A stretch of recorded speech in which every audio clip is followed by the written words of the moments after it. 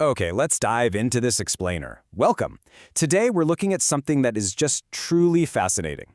We're talking about the way fictional worlds, whether they're dystopian futures or magical academies, how they actually reflect some very real, deeply ingrained societal trends in our own education systems.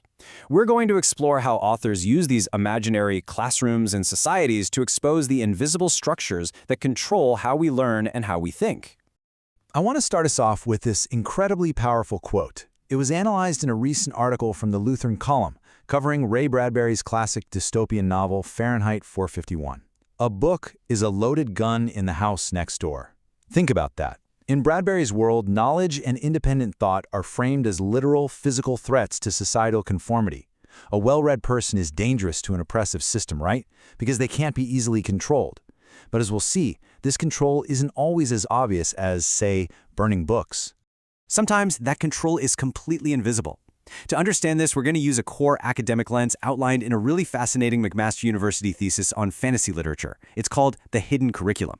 So, education is about a whole lot more than just the official subjects being taught on the chalkboard. It's the unstated norms, the social rules, and the deeply embedded values that get transmitted to students just by them participating in the system.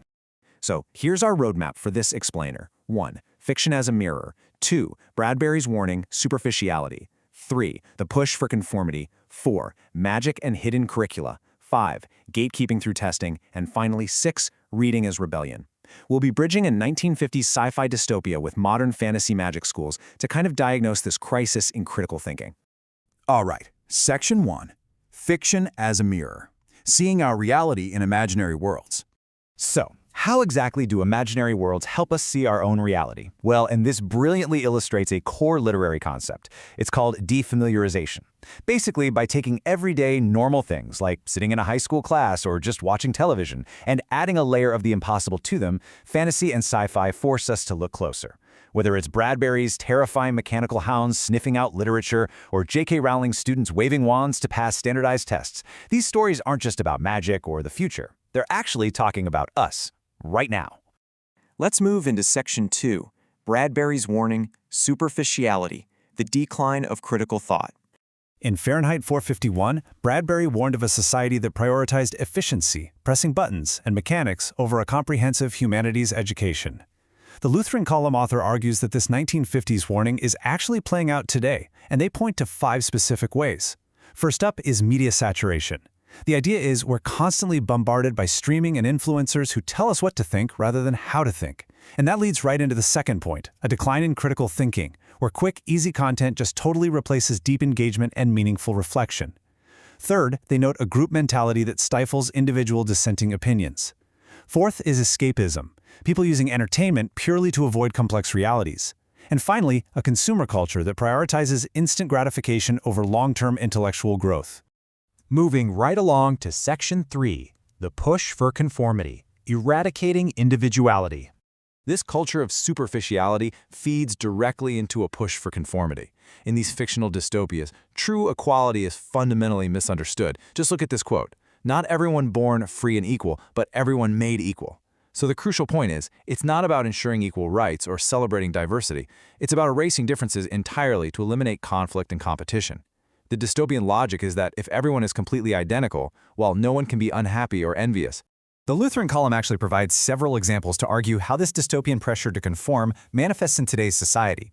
Writing from a conservative perspective, the author points to what they view as a false notion that there are no differences between genders, citing the inclusion of biological males in women's sports as an example of enforcing uniformity over recognizing biological differences. They also point to corporate conformity, suggesting that companies adopt pride logos out of a fear of societal censorship rather than actual altruism.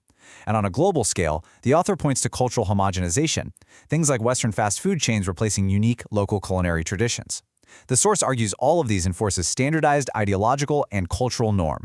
Let's move to and see how this builds into Section 4, Magic and Hidden Curricula, Covert Manipulation in Fantasy Schools. So, we're pivoting away from the overt destruction of education in sci-fi to the covert socialization taking place inside fantasy magic schools. When we look at these schools, we see a really fascinating contrast. The overt curriculum is exactly what you'd expect, right? Learning spells, brewing potions, doing magical math. But according to the McMaster thesis, the hidden curriculum is what's actually being absorbed. Because magic in these books is a metaphor for real-world power. Learning magic is really about learning how power is distributed. Students are implicitly internalizing social hierarchies, strict gender norms, and basically figuring out how to comply with their society's rules. Let's look at how this plays out in some famous fantasy texts. In Jane Yolen's Wizard's Hall, for instance, the hidden curriculum enforces immutable gender norms. There's this micro-narrative where a student named Thornmallow discovers that just to physically walk through the school, boys have to travel west and girls have to travel east. Your gender dictates your literal movement. On top of that, Thornmallow's social class as an enhancer means he has no magic of his own. His only role is to painfully serve the powerful elite, the enchanters. He's literally being educated to accept his own subordination. We see similar things elsewhere. Breakbill's College in The Magicians teaches the legacies of imperialism, while the University in the King Color Chronicles teaches that economic capital is the true prerequisite for success. Which brings us to a massive question. One that we should all ask ourselves when reading these books or even when looking at our own systems. Who really benefits from a magical education? If the school is rigged to support the powerful, what happens to everyone else?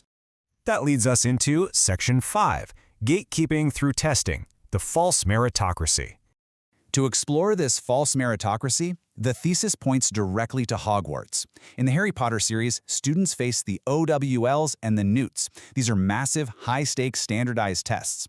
What the academic analysis points out here is that your previous academic performance, your daily effort, your growth over the years, none of it matters. Your entire future career eligibility is determined entirely by an isolated test score. This acts as a massive gatekeeping measure. It decides exactly who gets access to societal power in the wizarding world and who gets left behind. Now, what's really interesting about this slide is how it frames these exams. Outlining a progressive-leaning academic perspective, the thesis argues that tests like the O.W.L.s promote a false meritocracy. They prioritize decontextualized skills, just memorizing facts, over actual practical capability. And this forces professors to teach to the test. Furthermore, the thesis argues that because certain students enter Hogwarts with massive cultural advantages, like coming from powerful pureblood wizarding families, the tests end up just reinforcing that existing supremacy. And finally, the students are socialized to just accept this flawed hierarchy as totally normal. Let's bring this all together in Section 6, Reading as Rebellion, Reclaiming Critical Thought. So, if schools and media are quietly controlling us, how do we break out? In Fahrenheit 451, Bradbury contrasts two states of being. You have superficial leisure, which is the overwhelming mass media, what he calls the televisor, that blasts thoughts into your mind so fast you don't even have time to protest. It creates what he calls curated wax-moon faces, which are frictionless and fake.